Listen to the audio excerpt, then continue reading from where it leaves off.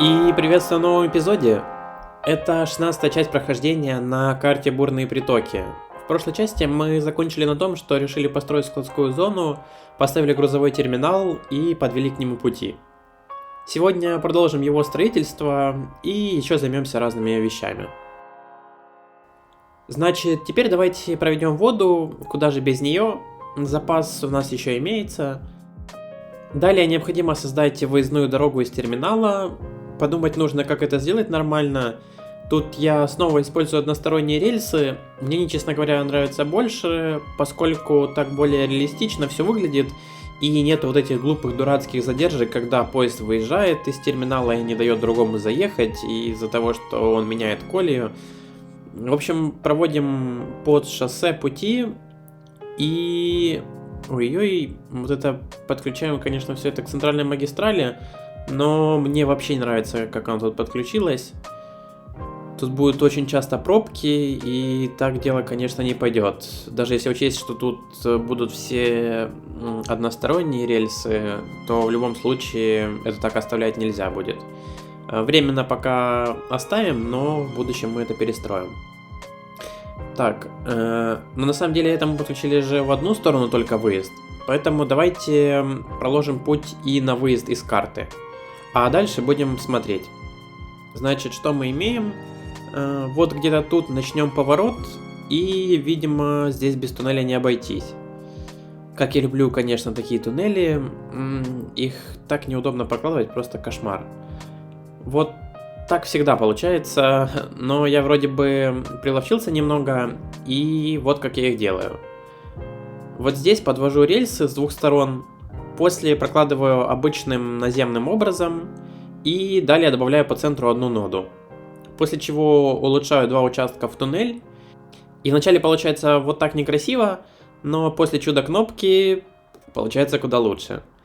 Далее мы не можем с помощью нод контроллера двигать, поэтому воспользуемся Move It, и в конце осталось поднять еще ту самую ноду, которую мы добавили. И вот такая вещь получается, однако можно еще центральную ноду потаскать и увеличить расстояние. В общем, тут уже не существует предела совершенства. Теперь подключаем к общей сети и смотрим, что получилось.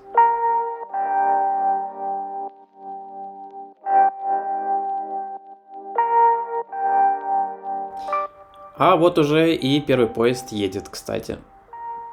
Значит, далее нам необходимо поставить склады. Со стороны ЖД-терминала можно поставить небольшие склады. Думаю, вот такие здесь нормально подойдут. А с другой стороны у нас имеется уже один. Я его поставил давно, но хочется еще вот каким-то образом поставить огромный склад. Но я боюсь, что если поставить все сразу, то может случиться катастрофа, и чтобы этого не произошло, для начала давайте настроим маленькие склады, которые мы только что поставили, и вообще посмотрим, как оно будет работать. Значит, далее, у нас эти склады предназначены конкретно для коммерческих зон, поскольку очень большому количеству коммерции в городе не хватает товаров. Поэтому выбираем хранимый ресурс коммерческие товары, а далее в трансфер-контроллере выставляем предпочитать ближайшие районы на импорт и экспорт. Или даже включим локальное ограничение, только нужно очертить новый район для этого. Что это нам дает? Теперь у нас имеется ЖД-терминал, который находится в районе Кози Хайтс, что дает нам возможность в настройках импорта ограничить входящие товары исключительно из этого ЖД-терминала. Таким образом, грузовики из другого города не будут ехать в этот склад, и у нас не будет глупых логистических задержек. Еще нужно добавить новый район в зону обслуживания мусоросжигательного завода. Далее работаем с ЖД-путями и добавим в этом месте дополнительную колею, поскольку некоторые поезда разворачиваются в этом месте и вынуждены ждать, пока освободится грузовой терминал, дабы проехать далее по кругу, что нагружает как саму магистраль, так и терминал. Тут ничего замысловатого, просто параллелим пути и не забываем про эстетическую часть. Деревья пересадим в соответствии с новыми обстоятельствами. Оказалось, что игра не хочет использовать обе платформы для параллельной загрузки, и все поезда ждут очереди именно на дальнюю от дороги колею, поэтому отпадает необходимость вот в этом альтернативном пути, Как я говорил ранее, можно использовать кастомные ЖД-пути и после танцев с бубнами заставить поезда параллельно использовать обе платформы. Но, во-первых, тут нету такого товарооборота, а во-вторых, мы упремся в пропускную способность машин через терминал, так как настраивать ее через моды нельзя.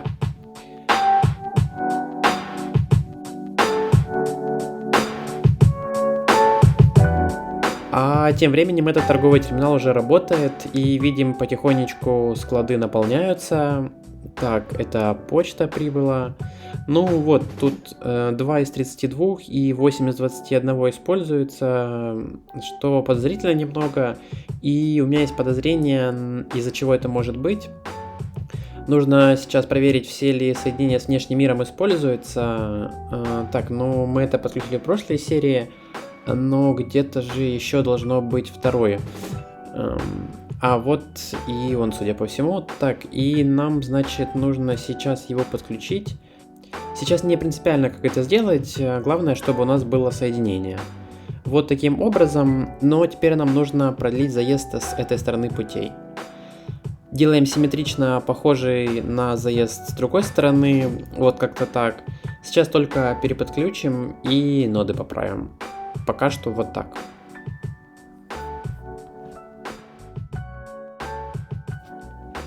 После я поставил один дополнительный банк в этой части, чтобы покрыть больше коммерции.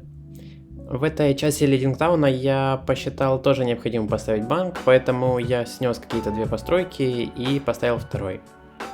Добавил немного деталей и приступил к основному проекту. Огромный склад с коммерческими товарами. Здесь мы с вами поговорим более подробно.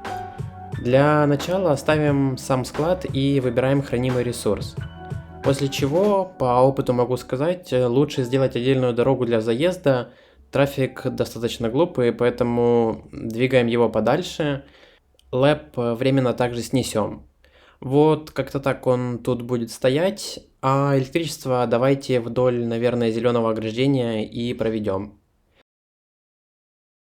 Дальше нам нужна односторонняя дорога вдоль всего склада. Сразу выключаем светофоры, они тут совершенно не нужны, и настроим также движение в полосах. Прокладываем воду, чтобы оно вообще тут все работало, и смотрим, как оно тут вообще стало. Можно немного центровать, подвинув в сторону, и закатаем этот островок асфальтом. Тут мне показалось странно, что все фуры поворачивают на одностороннюю улицу, поэтому решил проверить, не накосячил ли я где-то случаем с разметкой. Вроде бы оказалось, что нет. Но немного посмотрев за трафиком, я заметил проблему. Средний склад, который тут стоял изначально, находится на основной дороге, и трафик, который едет к нему, проезжает через дорогу, которая предназначена для большого склада, что ухудшает работу как одного, так и второго. Поэтому двигаем его также от дороги и будем проводить для него дорогу. Попробуем как-то так продлить ту, что у нас имеется. Немного не дотянул, перестроим, чтобы все было красиво. На новом перекрестке сразу появился светофор, вырубаем его сразу же и настраиваем движение. Также закрасим эту часть в асфальт.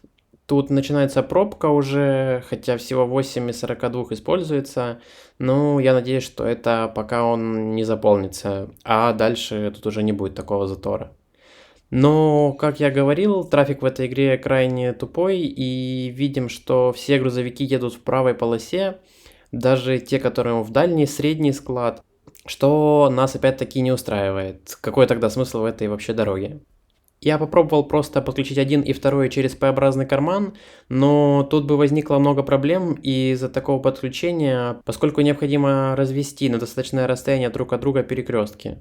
Но склады находятся слишком близко, и им нужно иметь доступ к дороге вдоль всего фасада. Поэтому я решил построить вот таким образом, повернуть все движение обратно немного и продлить, сделав выезд.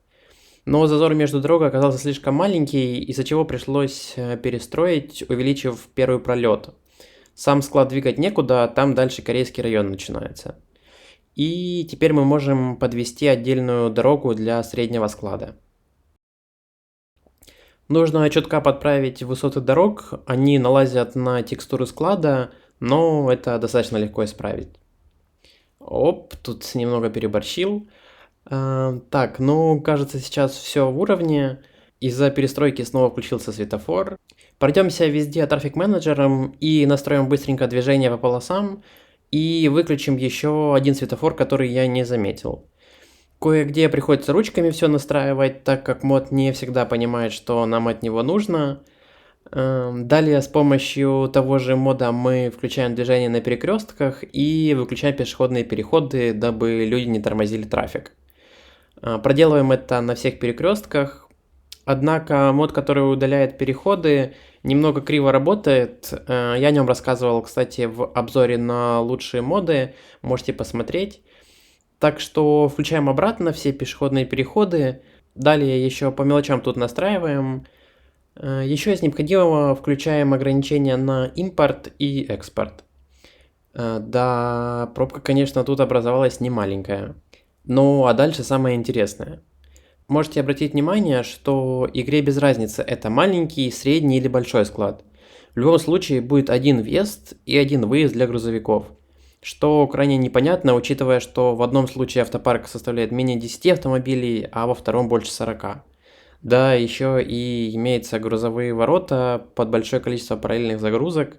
Почему бы не увеличить количество параллельных заездов, непонятно. Именно это мы сегодня и постараемся исправить. Значит, для этого заходим в настройки точки спавна здания и видим одну точку, которая отвечает вообще за все. Поэтому мы нажимаем «Добавить точку», и у нас появляется пустая точка, собственно.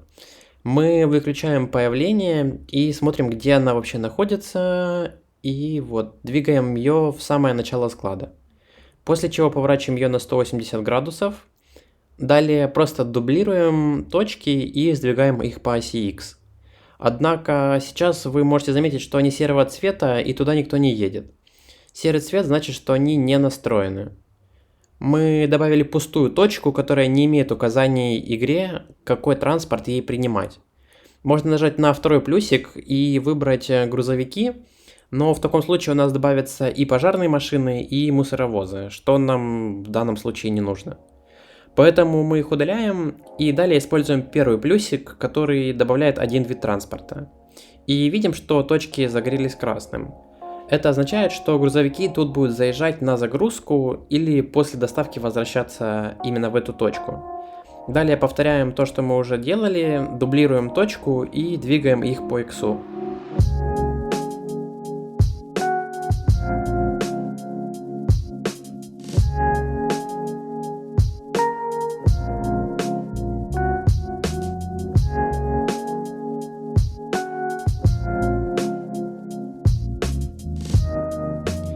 А теперь нам необходимо создать точки, откуда транспорт будет выезжать после загрузки. Точно так же дублируем точку и двигаем ее. Но теперь нам нужно обратно развернуть ее и поменять с исчезновения на появление. Также повторим несколько раз это действие, думаю, 4 хватит. Могу сказать по опыту, что больше всего проблем именно с заездом на склад. Появление транспорта не вызывает особых проблем. Ну и, в общем-то, мы закончили настраивать большой склад. Далее я еще немножко поигрался с настройками дорог и исправил недоработку, из-за которой грузовики не поворачивали сразу с шоссе. Далее можем немного понаблюдать и увидеть, что, в общем-то, это работает, то, что мы построили. Пробка практически моментально рассосалась. Закатаем асфальтом вот эту часть также. К ней мы вернемся чуть позже. И с другой стороны повторяем то же самое. Еще я настроил по похожему принципу средний склад, но не будем тут останавливаться долго, самое сложное мы уже сделали. Еще по визуалу я начертил разметку на перекрестке. Тут мы тоже не будем останавливаться, скоро выйдет гайд на этот мод, там я расскажу все более подробно. Еще по складам. На мебельной фабрике катастрофически не хватает бумаги. У нас есть склад с пиломатериалами, а вот с бумагой нету. Нужно это исправить. Для этого сносим часть промзоны и ставим здесь склад поближе к фабрике. Только мы решили вопрос с пробкой у автомобилей, как у нас возникла пробка у поездов. И похоже, что тут не обойтись без расширения железной дорожной сети. Если чего-то не избежать, то лучше сделать сразу. Строим параллельно односторонние пути, поднимаем их на 6 метров с помощью насыпи грунта, а далее мост через пути и подключаем к уже готовым путям. Исправляем подключение и улучшаем в односторонней оставшуюся часть. Подровняем уклон, и первую часть этого проекта мы реализовали. Второй участок, который нужно перестроить, это вот этот узел. Для начала мне не нравится вот тут соединение мостовой и наземной части. Продлим на один пролет далее. Опа, ну, конечно, не без этого. Поднимаем ноду и делаем плавный съезд. А теперь к этому соединению, значит.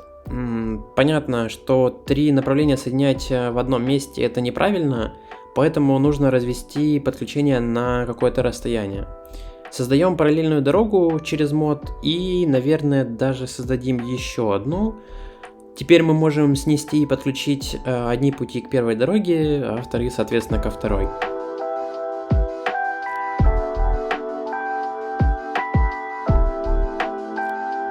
Получается, вот каким-то таким образом.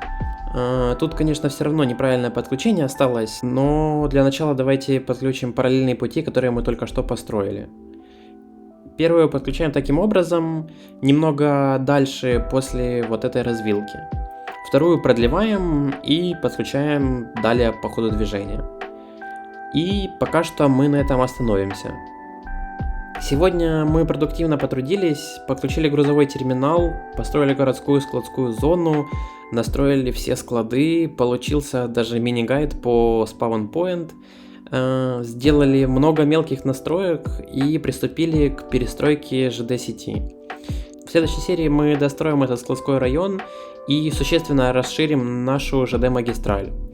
А далее приступим к застройке центра города офисами из финансового района. Однако у меня еще есть к вам вопрос. Было бы ли вам интересно смотреть другие игры на канале? Например, Виктория 3 или другие какие-то стратегии? Можете написать свои предложения на этот счет, а я создам опрос в сообществе канала. А на этом серия подошла к концу. Вы можете поставить лайк и подписаться, если еще этого не сделали. Ну, а мы с вами, как всегда, не прощаемся.